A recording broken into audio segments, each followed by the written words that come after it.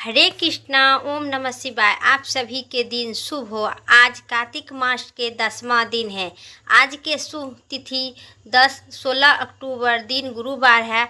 आज जानिए शुभ मुहूर्त के बारे में। सूर्य उदय सुबह 6:28 पर, सूर्य अस्त 5:56 पर शाम, चांद्र उदय रात्रि में 1:47 पर, चांद अस्त रात्रि में 3:05 पर सुबह में। अभिजीत मुहूर्त सुबह 11:49 से दोपहर 12:35 तक रहेगा। अमृत काल सुबह 11:03 से दोपहर 12:41 तक रहेगा। ब्रह्मा मुहूर्त सुबह 4:52 से सुबह 5:40 तक रहेगा। आज कार्तिक मास महात्म की 10वां दिन की 10वां अध्याय कथा। इससे पहले जानिए कार्तिक मास स्नान की कहानी, जो पंच भिक्षु की कहानी। आज 10वां दिन की 10वां कहानी सुनिए, फिर कार्तिक मास महात्म की संपूर्ण कथा।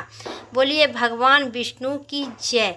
कार्तिक मास में पंच भिक्षु देवता की कहानी विस्तार से। किसी गांव में एक साहूकार थे और उनका एक बेटा और बहू भी थे। बहू कार्तिक मास में रोज सवेरे उठकर गंगा स्नान करने के लिए जाती थी। सुबह जल्दी जाते समय वह किसी भी पराये पुरुष का मुंह भी नहीं देखती थी। एक राजा का बेटा भी सुबह सवेरे गंगा स्नान के लिए जाता था। वह हैरान होता था कि मैं इतनी जल्दी उठकर स्नान के लिए आती हूँ, लेकिन कोई तो है जो मुझसे पहले स्नान कर कर चल जाती है और नहाकर। कार्तिक माह में 10वां दिन बचे थे कि एक दिन साहूकार की बहू तो स्नान करके आपस जा रही थी और उसी समय राजा का बेटा स्नान के लिए आ रहा था। आवाज़ सुनकर वह जल्दी जल्दी जाने लगी, लेकिन जल्दीबाजी में उनकी माला का मोटरी छूट गया। राजा के बेटे ने उनकी माला का मोजरी उठा ली और सोचने लगा कि जिस स्त्री की यह इतना सुंदर मोजरी है, वह स्त्री कितना सुंदर होगी। और उससे मन में उसे पूरे गांव में मोजरी की करवा दी और ढिंढोरा पिटवाया कि जिसकी इस तरह के माला का मोजरी है, वह 5 रात मेरे साथ आएगा और रात बिताएगा, फिर माला के मोजरी लेकर आपस जाएगा। इतनी पूरा रात ढिंढोरा पिटवा ली। साहूकार के बेटे की बहू ने कहलवा दिया कि मैं 5 रात आऊँगी, लेकिन किसी को शक भरे बैठना होगा। राजा के बेटे ने एक तोता को पिंजरे में बंद कर दिया और गंगा किनारे पेड़ पर लटका दिया। बहू सवेरे के समय आती और पहली पैर पर रखकर बोली, हे कार्तिक मास के ठाकुर जी, राई दामोदर, 5 पांडव, 6ठे नारायण, भिक्षु राजा, उस पापी को नींद आ जाए। पहला दिन राजा के बेटे को इतना नींद आ गया कि नींद में सोते रह गया। बहू आई, स्नान करके पूजा करके गंगा माता के फिर चली गई तो तोते से बोली, सुबह सुबह तेरे गल डालूगी हीरा, मेरी खास भखियाँ भीरा। सुबह बोला, कोई बीरा भी खास भरता है क्या क्या? वह फिर बोली, सुबह सुबह तेरे पल लागू नेवर, खास भगियो मेरे देवर। सुबह ने कहा, ठीक है भाभी, मैं तेरी खास रखूँगा ध्यान। वह तो कहकर चली गई। राजा का बेटा घबराकर हड़बड़ाकर उठा और बोला कि स्त्री आई थी। घबराकर बोलने लगा। फिर तोता बोला, हाँ आई थी और फिर चली गई। फिर पूछा, सुबह सुबह आई थी, कैसी थी? सुबह बोला, आभा थी बिजली सी झोली थी, झील केला का सी थी, कामी गुलाब का था, अति सुंदर और पतिव्रता स्त्री थी। आते ही समय वह भगवान दामोदर के और 5 भिक्षु देवता के ध्यान करते आई, स्नान करके और पूजा करके चले गई। आप सोते रह गए। अगले दिन राजा के बेटा यानी दूसरे दिन राजा के बेटा ने सोचा कि आज मैं अपनी उंगली में चीरा लगाऊंगी जिससे मुझे नींद नहीं आएगी। अगले दिन राजकुमार उंगली में चीरा लगा लिया। वह आई और भगवान की उसी तरह प्रार्थना करने लगी। फिर से राजकुमार के फिर नींद आ गई। वह गहरी नींद में सो गया। वह स्त्री साहूकार के बहू आई, स्नान करके फिर वापस चली गई। सुबह राजा के बेटा ने तोता से फिर पूछा। वह स्त्री आई थी। तोता ने सारी बात फिर से दोहरा दी। अब राजकुमार बोला कि मैं आज रात आँखों में मिर्ची डालकर बैठूंगा। रात में वह मिर्ची डालकर बैठ गया। फिर बहू फिर आई और प्रार्थना कि हे भगवान विष्णु, हे भगवान दामोदर, वह पापी जिसे मेरा इंतजार है वह इतना नींद आ जाए जो वो उठवे नहीं करे। राजकुमार ने फिर वह स्त्री स्नान करके चली गई। फिर राजकुमार उठा घबराकर और तोते से उससे बहू के आने की बात पूछी। उन्होंने फिर बता दिया। राजकुमार अब फिर सोच में लग गया कि आज मैं बिना बिस्तरे के ही बैठूंगा और रात में बिना बिस्तर के ही बैठकर सोऊंगा। जब वह स्नान करने आएगी तो उसे फिर मैं भगवान से प्रार्थना की और राजकुमार को नींद आ गया। जब वह स्नान करके जाने लगा तो आंख बंद कर चली गई। राजकुमार जब उठा तो वह जा चुकी थी। राजकुमार फिर सोच में पड़ गया और सोचने लगा कि वह रात में अंगुली में चीरा लगाकर सोई, मिर्ची डालकर सोई बैठी। फिर साहूकार की बहू आई और भगवान विष्णु की प्रार्थना करने लगी। अपने 4 रात निकल गया। अब यह रात और निकल गया तो भगवान ने उनकी बात रख ली और राजकुमार को इतना नींद आ गया। जब वह स्नान करके चली गई तो तोता से बोली, इस पापी को कह देना कि 5वें रात बीत चुका है। वह मेरे मोटरी और माला मेरे घर भिजवा दे। सुबह राजकुमार की आंख खुली तो उन्होंने तोता से पूछा कि क्या आई थी। तोता ने कहा वह आई थी, स्नान करके पूजा करके और अपनी माला मोटरी मंगवाई है। यह सुनकर राजकुमार सोचने लगा कि वह तो स्त्री सच्ची थी। तब तो भगवान ने उसका शर्त रखा। कुछ समय बाद राजकुमार को पूरे शरीर में कोढ़ हो गया क्योंकि पतिव्रता स्त्री पर वह दृष्टिहीन से हो गया।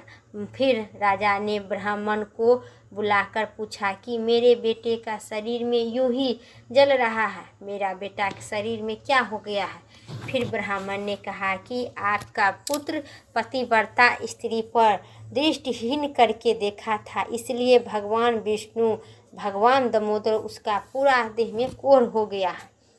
ब्राह्मण ने कहा कि इसे पतिव्रता स्त्री की बुरी नज़र डाला था, इसीलिए रोग पीड़ित हो गया। राजा ने इसका ठीक होने का उपाय ब्राह्मण से पूछे। उस साहूकार की बहू को धर्म की बहन बनाए और रोज उनके नहाए हुए जल से आपका पुत्र स्नान करेगा तो शायद ठीक हो सकता है।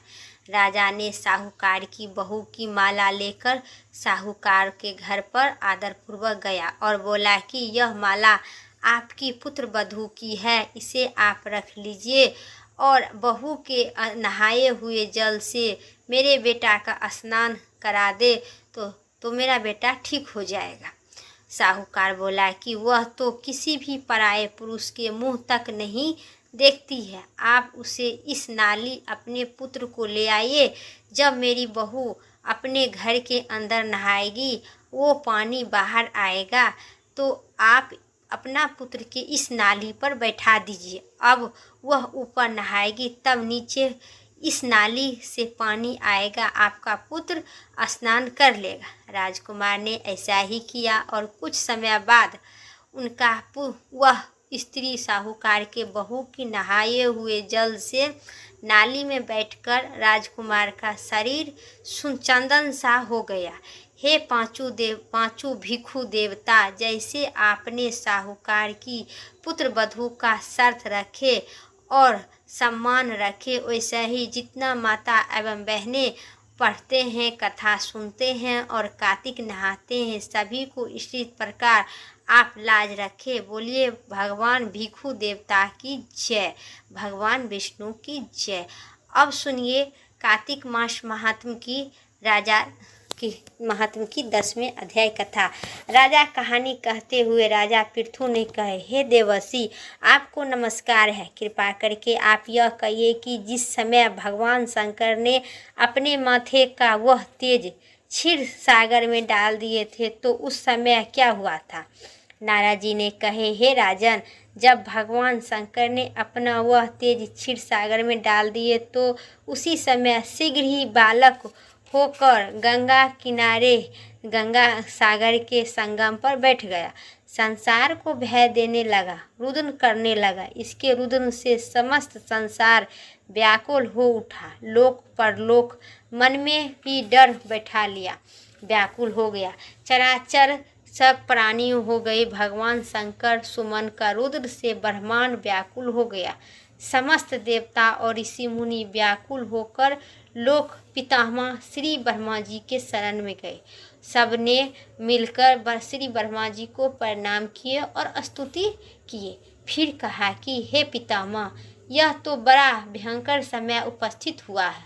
हे महायोगिनी, इसका नाश किस तरह किया जाए। सब देवता की ऐसी बात सुनकर ब्रह्मा जी सतलोक में उतरकर उस बालक को देखने के लिए गए। समुद्र के तट पर आए। समुद्र ने ब्रह्मा जी को आता देख प्रणाम किए और बालक को उठाकर उनकी गोद में रख दिए। तब विस्तुत होकर भगवान श्री ब्रह्मा जी ने पूछा, हे सागर, तुम शीघ्र ही कहो कि यह बालक किसका है। समुद्र ने विनम्रता शब्द से कहे, प्रभु, यह तो मैं नहीं जानती हूँ, किंतु मुझे इतना आवश्यक ज्ञात है कि यह सागर गंगा सागर में संगम पर प्रकट हुआ है। अब अतः एवं जगत गुरु, आप ही इस बालक का जात कर्म संस्कार कीजिए, इसका जातक फल बताइए। नारद जी ने कहे कि इधर तो सागर ब्रह्मा जी के गले में हाथ डालकर बार बार उनका आकर्षण कर रहे थे। फिर तो उनके ब्रह्मा जी गला इस जोर से पकड़ लिया कि उनकी पीड़ा से ब्रह्मा जी को नेत्र से आंसू टपकने लगा। किसी प्रकार से ब्रह्मा जी ने अपने दोनों हाथ छोड़ाकर जोर से छोड़ाकर अपना गला छुड़वाए और सागर से कहे, हे सागर, सुनो, मैं तुम्हारे पुत्र का जातक फल कहूँगा। मेरे नेत्र से जो यह जल निकला है, इसका कारण नाम जलंधर होगा। यह उत्पन्न होने के साथ तरुण होगा। इससे यह सब शास्त्रों में पराक्रमी होगा, महापराक्रमी, महावीर, जवन, महायोद्धा और रणमुद्र होगा। यह बालक सब दैत्यों का अधिपति और भगवान विष्णु के जीतने वाला होगा, तथा यह कहिए कि हरा होगा। एक भगवान शंकर को छोड़कर सबसे तेज होगा। यह से उत्पन्न हुआ, फिर वही गया, जिनकी स्त्री बड़ी पतिव्रता, सौभाग्यशालिनी, सर्व सुंदरी और परम मनोहर, मिट्टी भासनी तथा शीलवान होगी। नारद जी ने कहते हैं कि हे राजन, सागर से ऐसा कहकर ब्रह्मा जी ने शुक्लाचार्य को बुलाकर उनके हाथों बालक का अभिषेक करवाया और आप अंतर्ध्यान हो गए। फिर तो बालक को देखकर सागर बड़ी ही प्रसन्नता हुई और घर गए। इतने में उपाय से उनका पालन कर उनके पिष्ट किया। फिर कमल नयन नाम का असुर का बुलाकर उनका बिंदा नाम की कन्या से विवाह करवा दिए गए। उस विवाह से बड़े उत्साहित से शुक्लाचार्य के प्रभाव से स्त्री सहित जलंधर दैत्य का बिंधा के साथ विवाह हुआ और जलंधर दैत्य पर राज्य करने लगा। बोलिए भगवान विष्णु की जय। आज 10वां अध्याय कथा समाप्त हुई। उम्मीद करते हैं इस वीडियो आप सबकी अच्छी लगी। तो चैनल पर नए हैं लाइक करके सब्सक्राइब करें। कमेंट बॉक्स में भगवान विष्णु की जय, भगवान दामोदर की जय जरूर लिखें।